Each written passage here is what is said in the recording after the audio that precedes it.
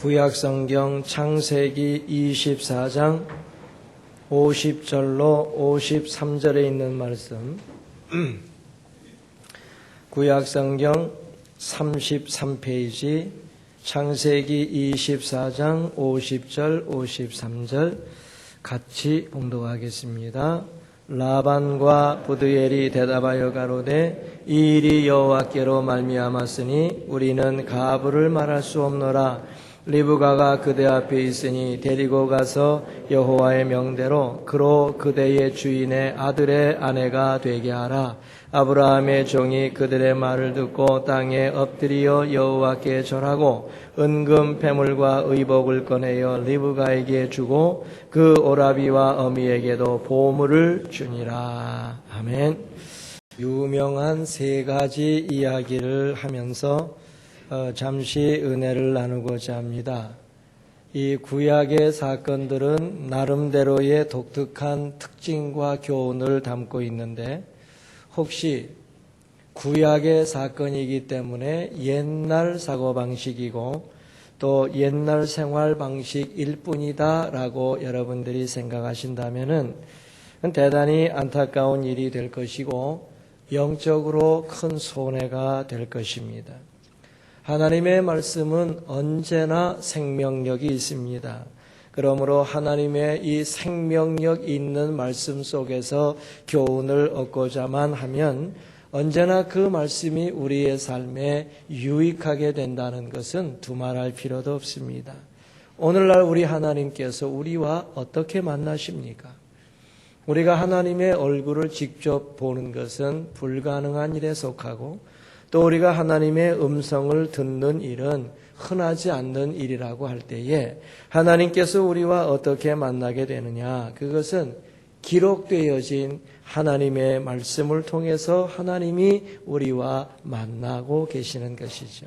그러므로 이 기록되어진 살아있는 하나님의 말씀을 믿으면 하나님은 우리에게 모든 것을 직접 말씀해 주시는 것이 되어지고 우리는 하나님을 만나며 그 말씀이 이루어지는 것 때문에 담대함과 즐거움을 가지게 되는 것입니다. 그러므로 우리 사랑하는 성도님들은 이 살아있는 하나님의 말씀 안에서 승리하시고 하나님의 말씀이 주는 교훈을 가슴 깊이 담고 담대하게 이 세상에서 살아가게 되시기를 바랍니다. 오늘 세 가지 얘기를 들으면서 우리 성령께서 여러분 심령 속에 큰 감동을 주시고 또 결단 있는 삶을 허락해 주시기를 바랍니다. 첫 번째 이야기입니다. 오늘 본문은 이삭의 결혼 과정을 담은 이야기입니다. 아브라함이 자기 아들 이삭이 40살이 됐을 때에 결혼을 시켜주고자 자기의 종 엘리에셀을 중매자로 선정하여 며느리를 구하러 보냅니다.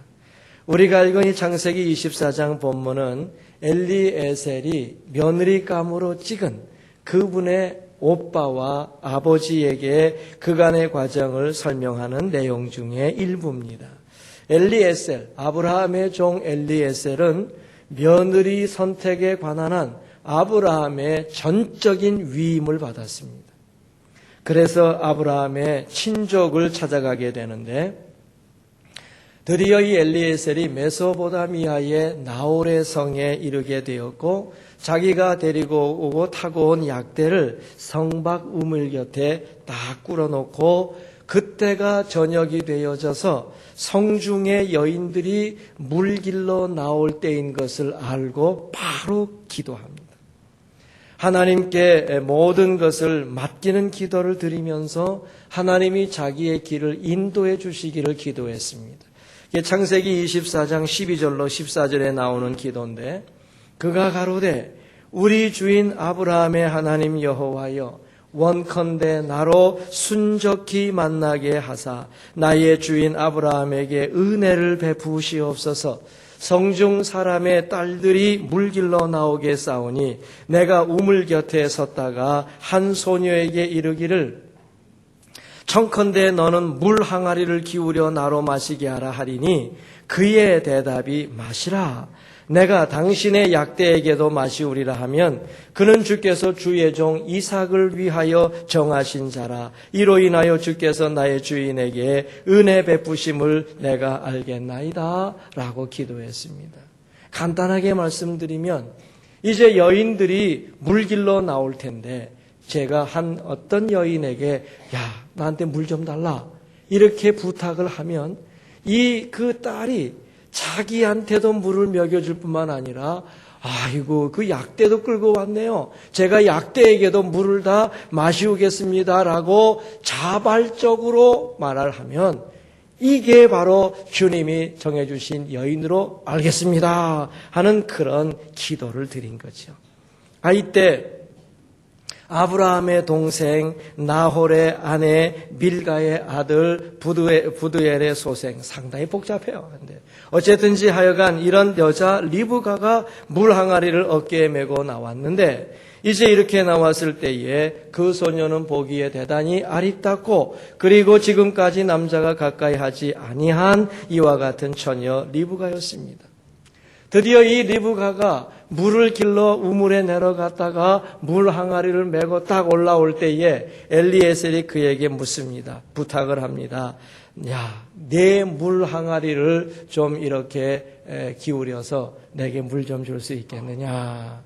이렇게 이제 부탁을 했던 리브가가 주여 마시옵소서 하면서 이와 같이 물 항아리를 딱 기울여서 물을 먹여줄 뿐만 아니라 당신의 약대가 있군요. 제가 이 약대를 위해서 물을 길러 먹이겠습니다. 이렇게 하고 물을 길러 내려갑니다. 이러자 엘리에셀이 묵묵히 그 여인을 바라보면서 여호와께서 평탄한 길을 주신 여부를 알고자 이렇게 했습니다. 여러분, 엘리에셀이 리브가가 물을 깃는 그 모습을 보는 시간이 얼마나 되었을까요? 여러분, 약대가 물을 먹을 때에는요, 한 번에 물을 먹을 때는 약대에게는 물 저장 탱크가 있거든요. 한 번 먹을 때 약 100리터의 물을 먹는다 그래요. 그리고요, 이 여인이 물 항아리를 가지고 길어 올 수 있는 한 번의 양이 20리터 정도 된다 그래요. 그러면 여러분, 약대 한 마리를 먹이기 위해서는 이 여인이 우물에 내려갔다 올라오는 것을 5번 반복해야 됩니다. 그래야 약대 한 마리를 먹일 수 있는데 엘리에셀이 끌고 온 약대가 자그만치 10마리입니다. 그러니까 이 리브가가 우물가에 내려갔다 올라왔다 하는 것을 50번 반복해야 되는데 엘리에셀이 가만히 보고 있는 거예요. 이 50번 왔다 갔다 하는 동안에 가만히 보면서 지치지 않을까, 그만두지 않을까, 이렇게 얼굴에 짜증내지 않을까 하는 것을 바라보면서 기다리고 있는 거예요. 드디어 이 여인이 다 먹여줬을 때에 참 엘리에셀이 금고리 1개와 금 손목걸이 1쌍을 주면서 내가 네 딸이냐? 그리고 너의 집에 우리가 가서 좀 유숙할 수 있느냐 하고 물었죠. 그때에 이 리브가가 나는 밀가가 나홀에게 낳은 부두엘의 딸입니다. 우리 집에는 밀과 보리가 풍성하고 또 유숙할 곳도 있습니다 라고 얘기할 때에 엘리에셀이 머리 숙여 하나님께 경배하고 하나님께 찬양을 올렸습니다. 리브가가 이게 보통 일이 아니니까 잽싸게 자기 집에 뛰어가서 이렇게 되어진 모든 일을 자기의 아버지에게 다 고했습니다. 그래서 엘리에셀이 리브가의 오빠 라반의 집에 들어가 유숙하게 될 때에 엘리에셀은 아브라함의 소식과 이삭이 결혼하는 준비의 모든 그 준비하는 모습과 그리고 자기가 지금 리브가를 만나게 된 경위와 이 모든 것을 소상하게 이렇게 설명을 했습니다. 비교적 창세기 24장이 길게 기록되어져 있는데 그것은 이 여러 가지 일들이 반복해서 기록되어 있기 때문에 그렇죠. 자, 다 얘기 들었어요. 드디어 이제 이 결혼하는 문제의 전후 사정을 들었기 때문에 결혼 문제를 결정지을 때가 되었습니다. 그래서 오늘 본문 같이 읽은 창세기 24장 50절 51절을 보면 라반과 부드엘이 대답하여 가로되 이 일이 여호와께로 말미암아 싸우니 우리는 가부를 말할 수 없노라. 리브가가 그대 앞에 있으니 데리고 가서 여호와의 명대로 그로 그대의 주인의 아들의 아내가 되게 하라. 너무 간단하잖아. 자기 여동생의 결혼 문제고 자기 딸의 결혼 문제인데 너무나 간단하게 그 결론을 내려버렸습니다. 여호와께로 말미암아 싸우니 우리는 가부를 말할 수 없노라 하는 이 말의 뜻이 무슨 뜻입니까? 여호와께서 하시는 일이 분명하니 가부를 판단할 필요가 없다는 거죠. 다시 말하면 하나님이 하시는 일이니 인간적 판단이 필요 없다는 뜻이에요. 여호와께서 하시는 일이 분명하니 찬성이요 라고 말할 필요도 없고 여호와께서 하시는 일이니 반대요 하고 말할 수도 없다는 뜻입니다.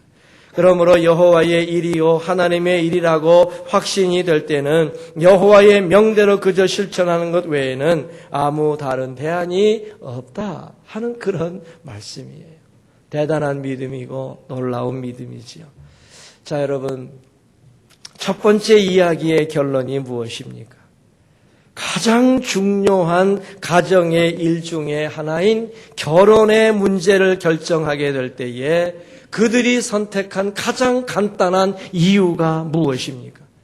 이들이 결혼 문제를 확정짓는 가장 간단한 이유가 무엇입니까?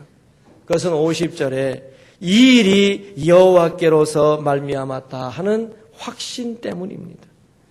우리 사랑하는 성도들이요, 우리의 삶은 어떠합니까? 여호와 하나님의 일로 확신이 드는데도 불구하고 생각이 참 많지 않습니까? 하나님의 일이라고 하는 확신이 드는데도 우리 마음속에 의심이 올라오는 것을 우리는 그냥 내버려 두지 않습니까? 판단하고 실천하기를 더디하지 않습니까? 우리 사랑하는 성도들, 우리의 가정의 문제를 비롯해서 여러 가지 일들을 결정하게 될 때에 우리는 종종 가장 간단한 이유로서 우리 주님께 영광 돌리는 삶을 살아보고자 애쓰고 힘쓰는 여러 성도님들이 되시기를 바랍니다. 이렇게 살아가는 자에게 우리 하나님께서 큰 축복을 주실 줄로 믿습니다. 두 번째 이야기를 시작해 보지요. 이번에는 욥의 고난이 시작되는 과정을 담은 이야기입니다. 욥은 순전하고 정직하며 그리고 하나님을 경외하며 악에서 떠나 하나님을 매우 잘 섬기던 구약의 족장이었습니다. 욥에게는 아들 7과 딸 3도 있었죠. 그의 재산은 굉장했습니다. 양이 7,000이요, 약대가 3,000이요, 소가 1,000이요, 암나귀가 500이며 그리고 종도 상당히 많았다고 했습니다. 여러분, 이것을 오늘날의 재산으로 환원해 보면 어떻게 되는 거 아니? 여러분, 그 약대가 3,000이라 그랬으니까 약대는 오늘날로 얘기하면은 트럭이나 트레일러를 얘기합니다. 그러므로 트럭을 한 3,000대밖에 안 갖고 있는 사람이지요. 그리고 암나귀가 500마리라 그랬는데 여러분, 암나귀를 오늘날로 얘기하면은 승용차나 택시를 말하는 거거든요. 택시가 500대밖에 없는 사람이에요. 별로 많지 않죠. 트럭이 3,000대밖에 안 되고 그리고 이 택시나 승용차가 500대밖에 안 되는데 별거 되겠습니까? 그리고요, 양이 7,000이라고 그랬습니다. 양에서는요, 그 옷이 되는 털옷이 나오고요, 양에서는 젖이 나오기 때문에 이 식료가 되는 거거든요. 그리고 소가 500결이니까 500결이라고 하는 말은 1,000마리거든요. 여러분, 이 소는 농사에 있어서 필수 불가결의 존재입니다. 자, 이렇게 따져놓고 보면요, 욥을 오늘날의 산업으로 이야기하면은 농사의 모든 것, 운수업의 모든 것, 의료산업의 모든 것, 그리고 식품 사업의 모든 것을 꽉 잡고 있는 엄청난 사람입니다. 그래서 오늘날의 그룹을 몇 개로 합친 것에 회장 중에 회장이 되는 사람이 바로 욥이 되는 거죠. 그래서 욥을 동방 사람 중에 가장 큰 자라고 성경은 부른 것이죠. 그런데 이에게 여러 가지 어려운 고난이 닥쳐옵니다. 성경은 이 고난을 사단의 시험이라고 규정했지요. 죄가 없어도 애매히 당하는 고난이라고 성경은 말씀합니다.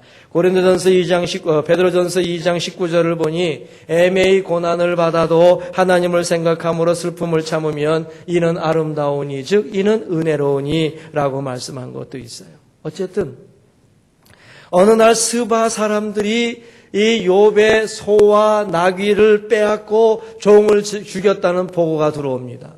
정신없어 하는데 그 보고가 끝나자마자 바로 불이 하늘에서 내려와서 그 많은 양과 종들을 다 죽였다고 보고가 들어옵니다. 또 정신이 없어 하는데 곧이어서 또 그 보고가 들어오기를 이번에는 갈대아 사람들이 쳐들어와서 약대를 빼앗고 그 종들을 다 죽였다고 보고를 합니다.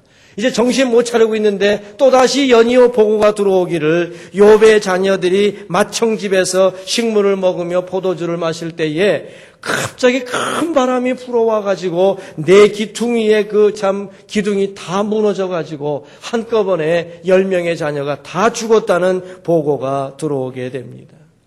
정말 기가 막힌 일이고 다 감당할 수 없는 일이 연이어서 일어나게 되는데 성경에 기록된 욥의 모든 재산과 욥의 모든 자녀들이 그리고 종들이 하루아침에 다 사라지고 많은 일이 생겨난 게 되죠. 거기에도 한 가지 더 나아가서 욥기 2장에 보면은 욥의 몸에 악창이 나서 그야말로 발바닥부터 정수리까지 온몸에 악창이 나게 됐는데 너무너무 힘드니까 기와장으로 그 몸을 긁는 모습을 가지고 있을 때 욥의 아내가 하나님을 욕하고 죽어라 이렇게 참 핀잔도 하는 일을 받는 처지에 이르게 됐지 않습니까? 이렇게 될 때에 욥이 한 고백이 성경에 기록되어 있습니다. 욥기 1장 25절에 보면 그야말로 감격적인 신앙 고백이 나오는데 내가 모태에서 적신이 나와 싸운즉 또한 적신이 그리로 돌아가올지라 주신 자도 여호와시요 취하신 자도 여호와시오니 여호와의 이름이 찬양을 받으실지니이다 하고 이 모든 일에 욥이 범죄하지 아니하고 하나님을 향하여 어리석게 원망하지 아니하니라 그렇게 고백합니다. 특별히 여러분 욥기 2장 10절에서 아내가 자기에게 하나님을 욕하고 죽으라 하는 이런 말을 할 때에 아내를 책망하면서 한 고백이 있는데 그대의 말이 어리석은 여자 중 하나의 말과 같도다. 우리가 하나님께 복을 받았은즉 재앙도 받지 아니하겠느냐 하고 이 모든 일에 욥이 입술로 범죄치 아니하니라 그랬습니다. 정말 굉장한 믿음의 소유자가 틀림없어요. 우리가 태어날 때에 벌거벗은 몸으로 태어났으니 우리가 하나님 앞에 갈 때에도 벌거벗은 몸으로 가는 것이 당연하지 아니하냐. 하나님께서 내게 주셨으니 하나님께서 가져가신 들 내가 뭐라 말씀할 수 있겠느냐. 하나님께서 내게 복을 주셨으면 또 하나님이 내게 재앙도 주실진데 어찌 내가 그것을 받지 아니하겠느냐 하면서 하나님께 이렇게 영광을 돌리는 모습을 볼 때 기가 막힙니다.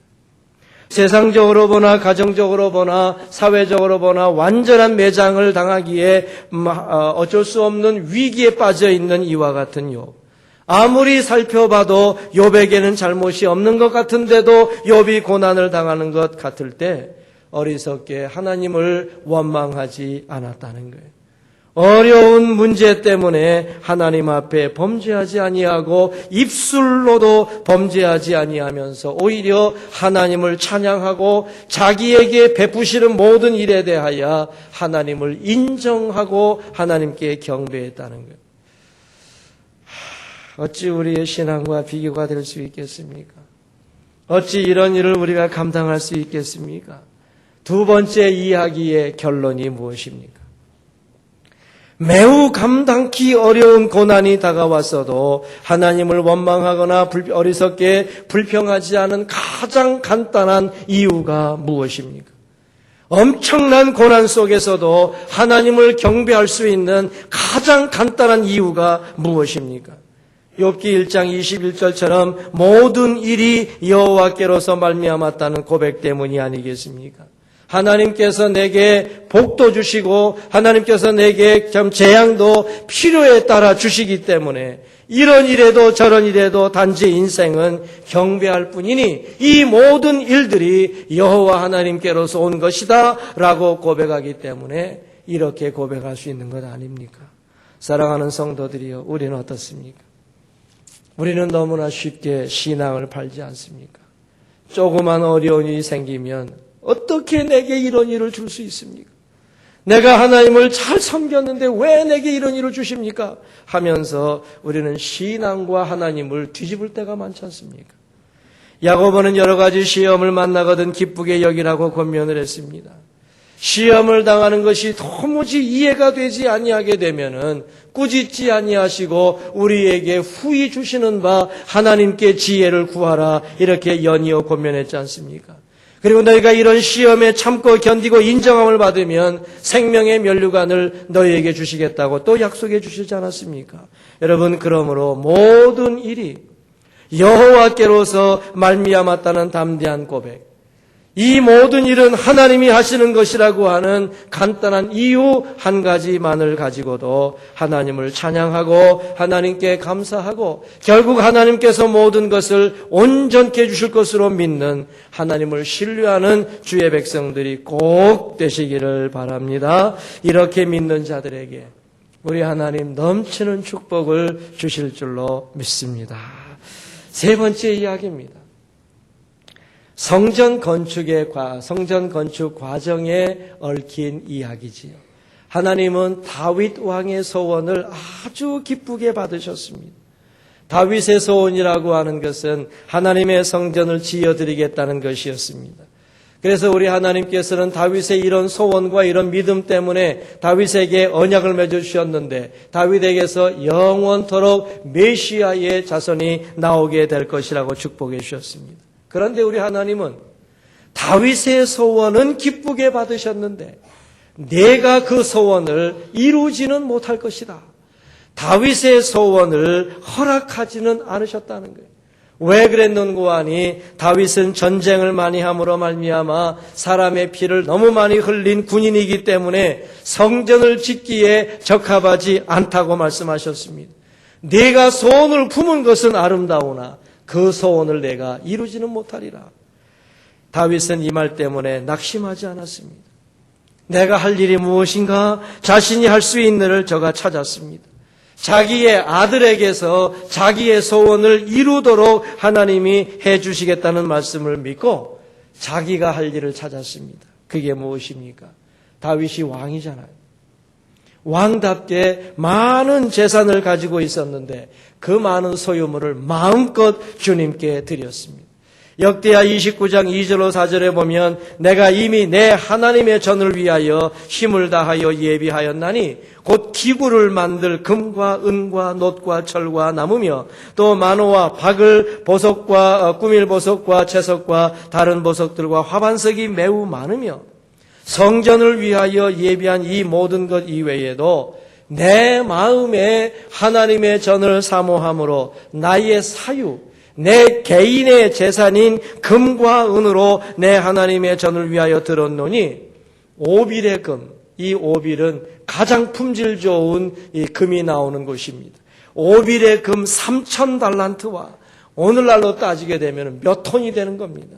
그리고 천은 7,000달란트를 드렸다 그랬습니다. 사실 이것만 가지고도 충분하다고 볼 수 있습니다. 그런데 다윗이 생각하기를 하나님의 성전은 나 혼자 할 일이 아니다. 이렇게 생각하고서 이 백성들과 족장들과 지파 어른들과 모든 사람들에게 권면하기를 역대하 29장 5절에 보면은 누가 오늘날 즐거이 손에 채워 여호와의 전에 드리겠는가라고 말씀을 했을 때에 온 이스라엘 백성들이 헤아릴 수 없는 엄청난 은과 금과 철과 보석을 여호와의 전 곳간에 드렸다고 했습니다. 이렇게 드리는 것을 보고 백성도 기뻐하고 다윗도 기뻐하면서 하나님께 영광을 돌리게 됐다고 성경은 말씀합니다. 자, 여러분, 이렇게 드린 이후에 다윗과 온 백성이 여호와께 찬양을 드릴 때에 고백한 말씀이 아주 중요합니다. 역대상 29장 14절 말씀을 보면 나와 내 백성이 무엇이관데 이처럼 즐거이 드릴 힘이 우리에게 있었나이까 모든 것이 주께로 말미암아 싸우니 우리가 주의 손에서 받은 것으로 주께 드렸을 뿐이니이다 라고 고백을 했습니다. 이 얼마나 아름다운 고백인지 몰라요. 주님께 받은 것이기 때문에 도로 주님께 드린 것뿐입니다. 우리가 무엇이건데 주께 즐거이 드릴 힘이 있었겠습니까? 모든 것이 주께로 말미암아 싸우니 주께 드리는 것뿐입니다. 이렇게 말씀하여 다윗이 스스로 고백하기를 역대상 29장 12절을 보면은 부와 귀가 주께로 말미암고 주는 만유의 주제가 되사 손에 권세와 능력이 있사오니 모든 자를 크게 하심과 모든 자를 강하게 하심이 주의 손에 있나이다 라고 고백했어요. 자기가 왕이 되었지만 이렇게 높여주신 것도 주님이요, 이렇게 자기에게 힘을 주신 것도 주님이요, 자기에게 부를 주신 것도 주님이요, 자기를 귀하게 만드신 것도 주님이라고 고백하면서 모든 인생사의 부귀영화와 강함과 능력과 크게 됨이 다 주께로부터 말미암은 것임을 고백했다는 거죠. 세 번째 이야기의 결론이 무엇입니까? 기쁨으로 주님께 모든 것을 드린 헌신의 가장 간단한 이유가 무엇입니까? 내가 가진 모든 것은 여호와께로 말미암은 것입니다 라는 신앙 고백 때문입니다. 부와 귀도 명예와 능력도 주께로 말미암지 않고는 가능하지 않다는 고백이 있는 사람들만이 하나님께 간단하게 드릴 수 있다는 것입니다. 우리 사랑하는 성도들이여, 우리는 어떻습니까? 우리의 마음이 열려 있습니까? 우리의 손이 열려 있습니까? 혹시 꼭 잡고 있거나 또 닫혀 있는 것은 아닙니까? 아직도 이것만은 나의 것이라고 집착하고 있는 것은 없습니까? 여호와께로 말미암아 싸운 일을 주의 일을 하는 가장 간단한 이유로 고백하는 사람들만이 주의 일을 멋지게 감당할 수 있는 줄로 믿습니다. 아무쪼록 내가 헌신하는 이유, 내가 봉사하는 이유, 내가 주의 일을 감당하는 가장 간단한 이유를 모든 것이 주께로 말미암았기 때문입니다. 이렇게 고백할 수 있는 성도들이 모두 되시기를 바랍니다. 이렇게 고백하며 일하는 자에게 우리 주님 축복해 주실 줄로 믿습니다. 말씀을 맺지요.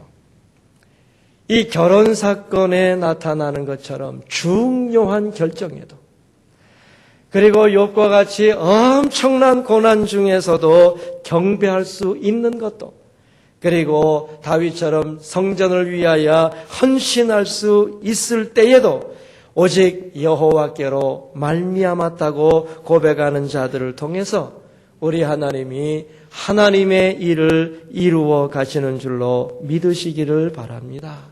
가장 간단한 이유, 무엇을 주고도 바꿀 수 없는 이유, 여호와께로서 말미암았습니다 하는 고백을 가지시고 언제나 모든 일에 동참하는 사랑하는 성도들에게 우리 하나님께서 큰 복으로 채워주실 줄로 믿습니다. 기도하겠습니다. 하나님, 우리 아버지, 리브가가 결혼하게 되는 엄청나게 중요한 문제인데도 너무나 간단하게 쭉 이야기를 듣고 나서 참으로 여호와께로 말미암았으니 그로 가게 하라 하는 말씀을 들으면서 우리가 여러 가지를 생각하게 됩니다. 우리의 믿음의 분량이 어느 정도인지 주여 우리를 긍휼히 여겨주시고 여호와께로 말미암아 싸우니 하는 간단한 이유로서 모든 문제를 결정할 수 있는 담대함이 저희들에게도 있게 하여 주옵소서. 우리가 힘들고 어려운 일을 혹시 당하게 될 때에 주께서 모든 것을 주장하시오니 주시는 것도 거둬가시는 것도 주님이신 줄로 믿습니다 고백하며 내게 부와 귀도 주시고 내게 재앙도 주실 수 있다는 것이 하나님의 온전한 뜻인 줄로 믿고 오직 모든 것이 주께로 말미암은 줄로 믿습니다 고백하며 하나님을 기쁘시게 드리는, 그래서 복을 받는 성도들 되게 하여 주옵소서. 우리가 주의 일에 헌신하게 되는 것도 내게 있는 모든 것이 주께로 말미암았으니 오직 그 이유 때문에 헌신하고 봉사하고 주의 일을 합니다 고백할 때에 우리 하나님의 크나큰 축복을 받는 우리 사랑하는 성도 모두가 되게 해 주옵소서. 우리 구주 예수 그리스도의 이름으로 기도 올리옵나이다. 아멘.